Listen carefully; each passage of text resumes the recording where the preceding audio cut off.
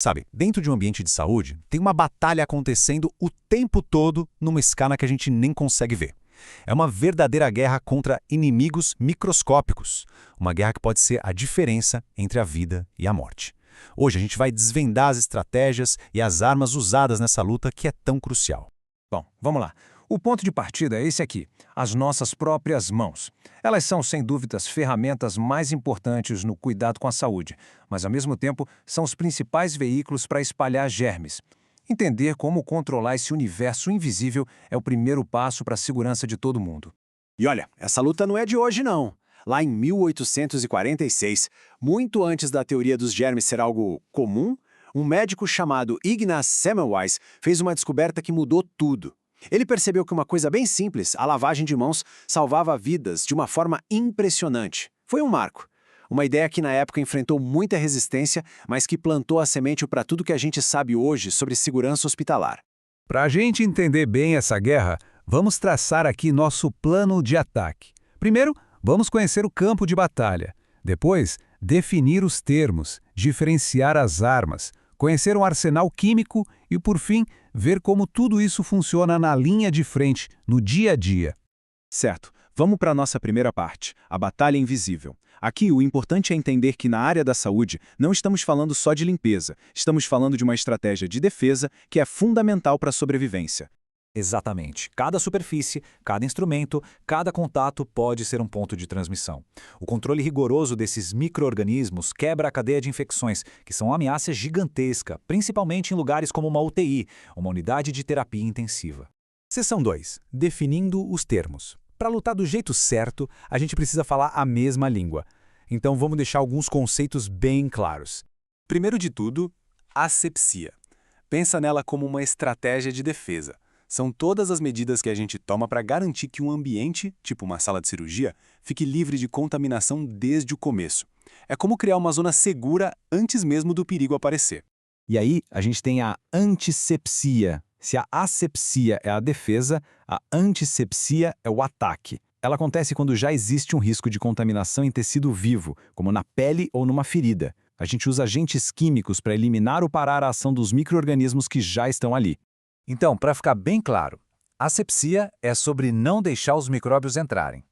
Antisepsia é sobre combater os micróbios que já entraram. Prevenção contra ataque direto. Os dois são essenciais, mas usados em momentos e lugares diferentes. E olha só, limpeza não é tudo a mesma coisa, viu? Existe uma hierarquia. A sanitização é um nível mais básico, que só reduz os germes a um patamar seguro. A desinfecção já sobe o nível, eliminando a maioria dos vilões que causam doenças.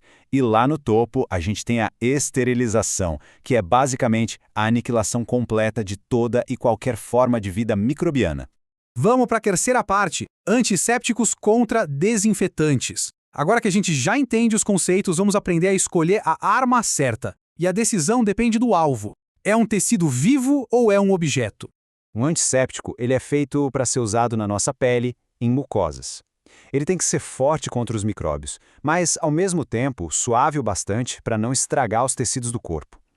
Pensa naqueles produtos usados para preparar a pele antes de uma cirurgia, como a clorexidina. Já os desinfetantes são para o ambiente, equipamentos, pisos, bancadas. Como eles não vão no corpo, eles podem e devem ser bem mais potentes e, claro, mais tóxicos. O objetivo aqui é eliminar o máximo de patógenos das superfícies. Então, a regra de ouro é bem simples. Antissépticos para pessoas, desinfetantes para objetos. É uma diferença básica, mas que é absolutamente vital para a segurança de qualquer procedimento de saúde. Quarta seção, o arsenal químico. Ok, agora vamos abrir o arsenal e conhecer os produtos mais poderosos, principalmente aqueles usados em equipamentos que precisam de cuidado máximo. Esses aqui são os principais combatentes. Tem o glutaraldeído, um clássico super potente, mas que precisa de muito cuidado na hora de manusear. O OPA é uma versão mais moderna, menos irritante para a equipe. O hipoclorito de sódio, a nossa água sanitária, é imbatível no custo-benefício para superfícies. E ainda temos o ácido peracético e o peróxido de hidrogênio, que são oxidantes poderosos que agem rápido e depois se transformam em coisas seguras, como água e oxigênio. E aqui a gente vê a química na prática. Produtos como esse, por exemplo, usam o ácido peracético para fazer uma desinfecção de alto nível em equipamentos que são sensíveis ao calor, tipo endoscópios. A grande vantagem dele é que age muito rápido e depois se decompõe em produtos seguros, como vinagre e oxigênio, sem deixar resíduos tóxicos. E finalmente nossa quinta seção, aplicações críticas. Agora vamos juntar todas as peças.